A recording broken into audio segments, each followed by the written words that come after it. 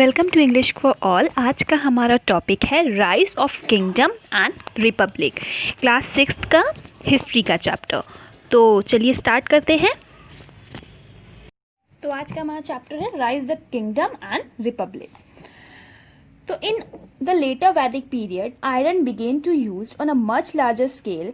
The thick forest of the Ganga plains had not allowed for expansion in the region, but now iron tools help people to clear forests. Were later bigger settlements developed, the small tribes of earlier period gave way to large kingdom. These territories were called जनपद.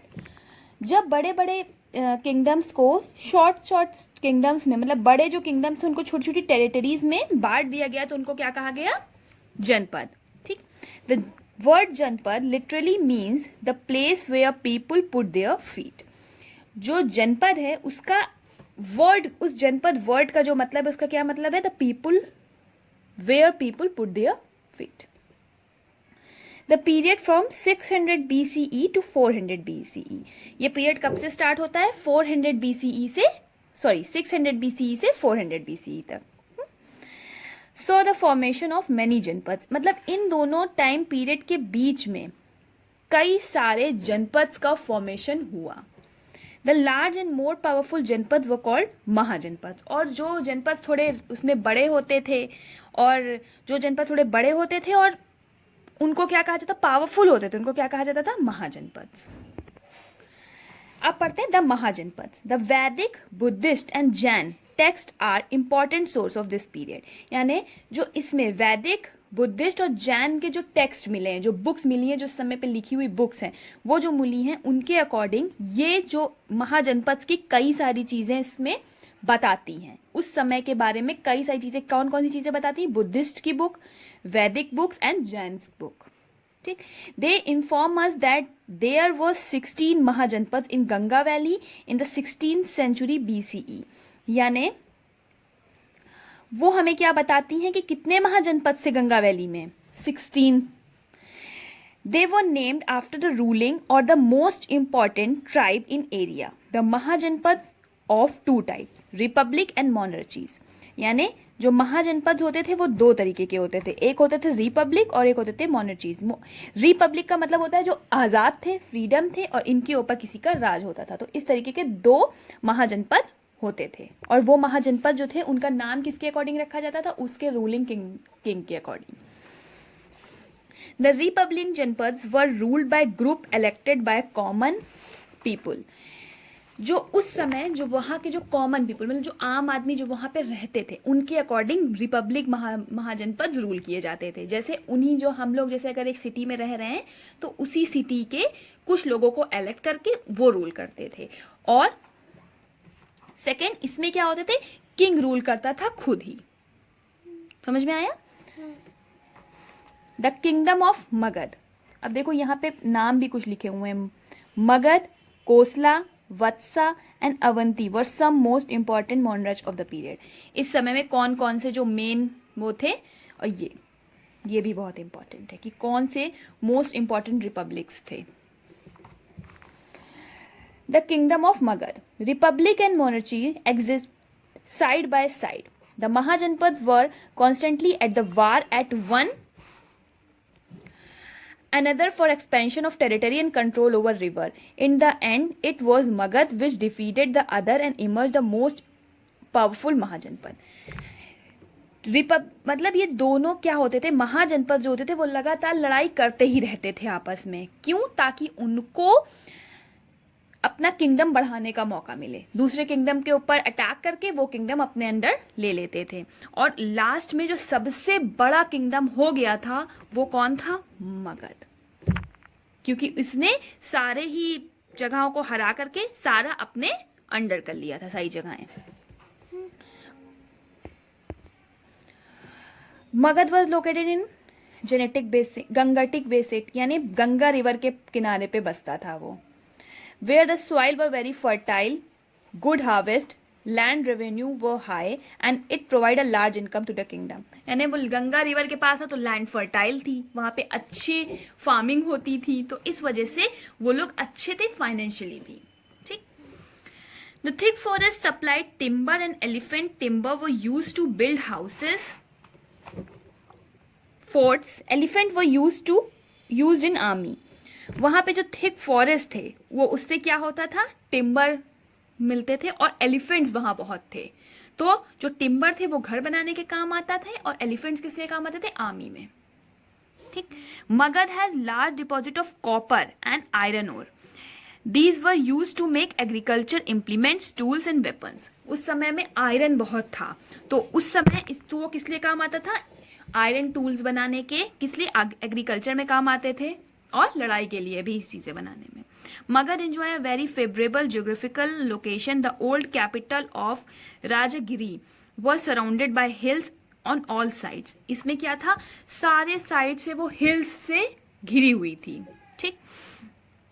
The new capital Patriput was situated among Ranga river. These were natural barriers against any attack of the kingdom. अब natural barriers क्या थे, जो hills थे वो natural barriers थे कि कोई भी अटैक जल्दी नहीं कर पाता था. अगर किसी को आना है तो बड़ी हिल्स को क्रॉस करके आना पड़ता था, तो इसलिए वहां पे जल्दी कोई अटैक नहीं कर पाता. तो वो नेचुरल बैरियर्स थे. ठीक. बैरियर्स मीन्स होता है रोक, और नेचुरल बैरियर नहीं, हम लोग को, उन लोगों को नेचुरल बैरियर्स दिए हुए थे भगवान की तरफ से. नेचुरल बैरियर्स थे कि कोई उन पे जल्दी अटैक ना कर पाए. हमें लग रहा है वीडियो बन नहीं रही है, बन रही है. Magad had a flourished trade with a reason. Profit from the trade helped Magad to maintain a large army. Magad was ruled by very powerful kings such as Bhimsar, Ajatasattu and Mahapadma Nanda, who continuously expanded their territories. देखो ये rulers थे Magadh dynasty के. First ruler ये, उसके बाद ये, उसके बाद ये. ठीक. इन लोगों ने कंटिन्यूअसली टेरिटरी को एक्सपैंड ही किया है, यानी बढ़ाया ही है. अब पढ़ते हैं बिम्बिसार के बारे में. Bimbisara, the first important ruler of Magadha was Bimbisara. He made Rajgiri his capital. उनकी कैपिटल, उनके टाइम पे कैपिटल कौन थी, ये भी क्वेश्चन आ सकता है. He expanded the kingdom by conquest by marrying princess of powerful kingdom such as. उन्होंने कौन कौन से अपने किंगडम की मतलब बढ़ाने के लिए उन्होंने किनसे, कौन कौन सी प्रिंसेस से शादी की, कोसला, वैशाली एंड मद्रा. ठीक. He conquered Anga which had a river port called Champa. उन्होंने अंग को हराया जिनके पास रिवर पोर्ट था जिसका क्या नाम था, Champa. It was an important centre of trade and commerce. Champa जो थे वो बहुत ही इंपॉर्टेंट सेंटर था जहाँ पे ट्रेड और कॉमर्स यानी बहुत अच्छी इनकम होती थी वहां से, और ट्रेड होती थी. ट्रेड मतलब जानते ना, सामान आता और ले जाते थे लोग, वहां से एक्सपोर्ट और इम्पोर्ट्स होते थे. ठीक. फिर है अजात शत्रु. अजात शत्रु बिम्बिसार के बाद उनके बेटे अजात शत्रु ने उनका जो किंगडम था वो संभाला.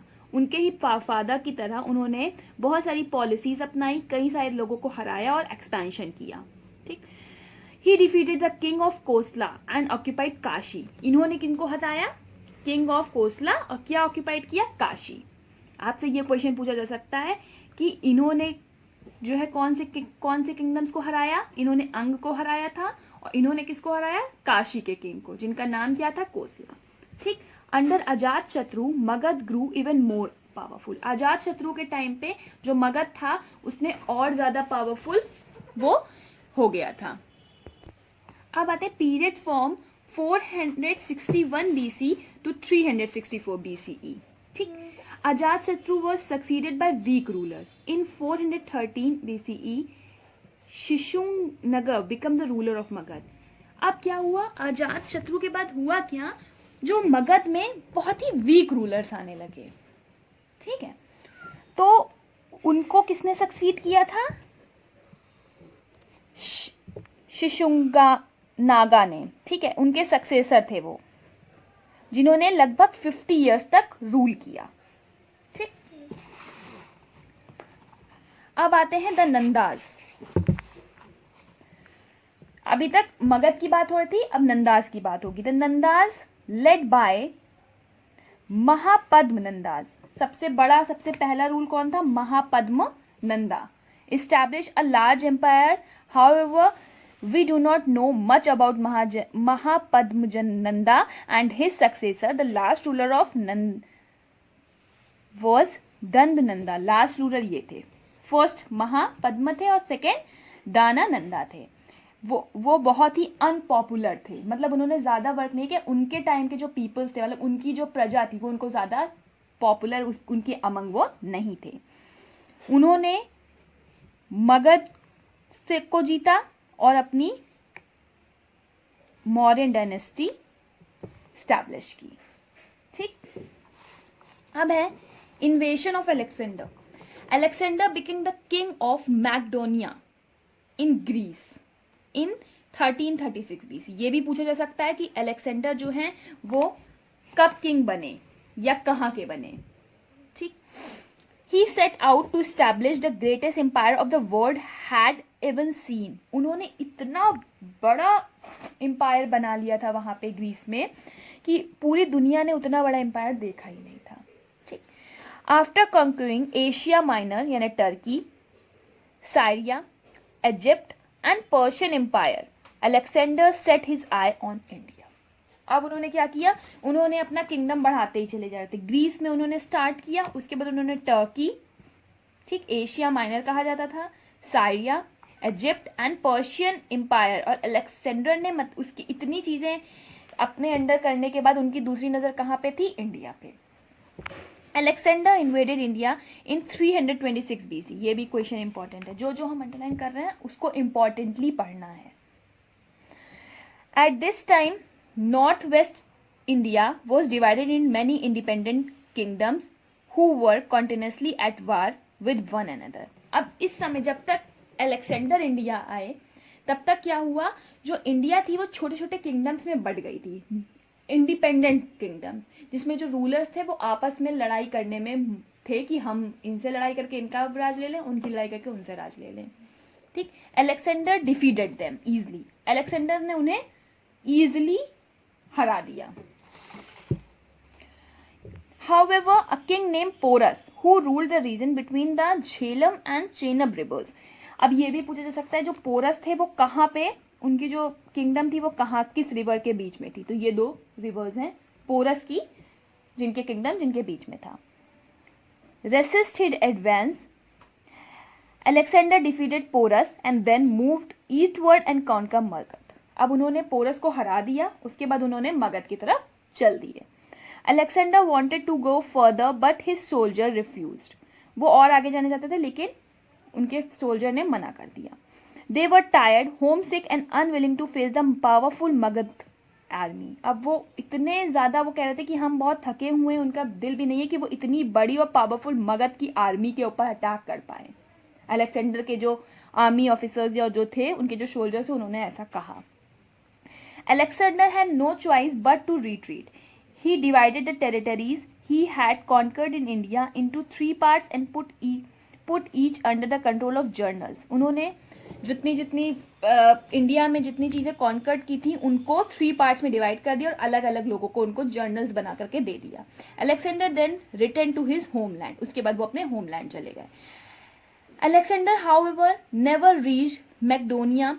ही डाइड इन बेबीलोन इन, पर वो अपनी उनकी जो, ये भी पूछा जा सकता है उनकी होमलैंड कौन सी थी, तो उनकी होमलैंड ये है. ठीक है, और फिर वो मर गए 323. वो वहां पहुंच ही नहीं पाए, वो बीच में ही उनकी वो डेथ हो गई उनकी. और कब डाइड हुए वो, बेबीलोन में इन 323 BCE. ये भी क्वेश्चन आ सकता है. After his death in fighting broke out among the Greek generals in India. Chandragupta Maurya defeated the warming Greek generals and made Mauryan the supreme power in India.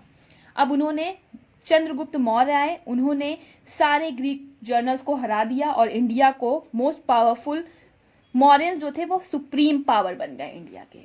ठीक,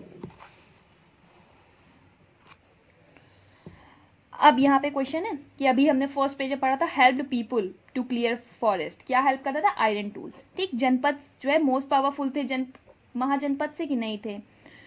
last Nanda ruler कौन थे, और Alexander invaded in India कौन से year में. फिर है impact of Alexander's invasion. अब उनका जब वो आया तो उसका इम्पैक्ट क्या हुआ था। For the first time Europe come in close contact with India. पहली बार जो यूरोप था वो इंडिया के बहुत क्लोज कॉन्टैक्ट में था। 4 डिफरेंट ट्रेड रूट ओपन अब between Europe and India. 4 different trade rules, यानी वहां से यहाँ सामान आने के लिए 4 डिफरेंट वेज खुल गए थे। This promote trade relationship between two, उन दोनों के बीच में ट्रेड रिलेशनशिप। ट्रेड रिलेशनशिप मतलब होता है कि हम आपको सामान बेचेंगे, आप हमको सामान बेचिएगा, ठीक। Greek historian provide details of Alexander campings in India, including dates of various events. This has helped in establishing definite time of subsequent events. The Greek also wrote about the social and economic conditions prevailing in the then India. कई सारे historians ने कई details में चीजें बताई हैं कि उस समय में क्या क्या चीजें हुई हैं। Alexander invasion Weeknd the small kingdom in northwestern India. This helped Chandragupta Maurya to lay the foundation of Mauryan dynasty. उससे क्या हुआ, जब अलेक्जेंडर आए तो उन्होंने नॉर्थ वेस्ट इंडिया के किंगडम्स को बहुत वीक कर दिया, जिससे क्या हुआ, चंद्रगुप्त मौर्य को मौका मिल गया कि वहां को कवर करके वो उसको अपने अंडर करके मौर्यन डायनेस्टी उन्होंने बहुत आसानी से बना ली। The culture contact between the Greeks and the Indian gave birth to the new school of art called Gandhara school of art. जब ग्रीक कल्चर और इंडियन कल्चर मिक्स होकर के एक न्यू स्कूल ऑफ आर्ट बना जिसका नाम क्या था, गंधारा स्कूल ऑफ आर्ट। ये क्वेश्चन आ सकता है। अब पढ़ते हैं Chandragupta Maurya. According to some sources Chandragupta belong to the tribe called Mauryas. लोग का कहना है कि चंद्रगुप्त मौर्य एक ऐसी ट्राइब से बिलोंग करते थे जिनको कहा जाता था मौर्यास, ठीक। He grew up among cowherds and hunters. वो जो चार गाय को चराते हैं और हंटर वाले जो मतलब जो गायों को पालते हैं, चारा गाह जिनको कहते हैं, उनके अंडर उनके बीच में ये बड़े हुए थे, ठीक। Chanakya, a learned Brahman, spotted Chandragupta leading a group of children in game. Chanakya saw a seed of future greatness in Chandragupta. Chanakya को तो जानते ही होंगे, ठीक। चाणक्य ने, ये जो एक बहुत ही लर्न ब्राह्मण थे चाणक्य, तो उन्होंने चंद्रगुप्त को देखा कि किस तरीके से वो एक बच्चों का ग्रुप था उसको लीड कर रहे थे। उनके मन में ये बात आई कि जब ये इतने अच्छा लीड कर रहे हैं तो ये समझ गए कि अब ये फ्यूचर हो सकता है ग्रेटनेस का, ठीक। Chanakya took Chandragupta with him to Takshashila. वो तक्षशिला में ले गए उनको, ठीक, यूनिवर्सिटी है। There he trained him in martial skills. उसके बाद वहां पे उन्होंने मार्शल स्किल्स में उनको ट्रेन किया, सच एज रेसलिंग, ठीक, कई सारी मार्शल स्किल्स में, और स्क्वाडमैनशिप यानी तलवारबाजी, इन सब में इनको ट्रेनिंग दी। Finally with Chanakya's help Chandragupta overthrew the Nandas and conquered Magadha. और सिर्फ चाणक्य की हेल्प से चंद्रगुप्त मौर्य ने नंदास को भी और मगध को भी अपने अंडर में कर लिया। अब इसके आगे का चैप्टर 2 में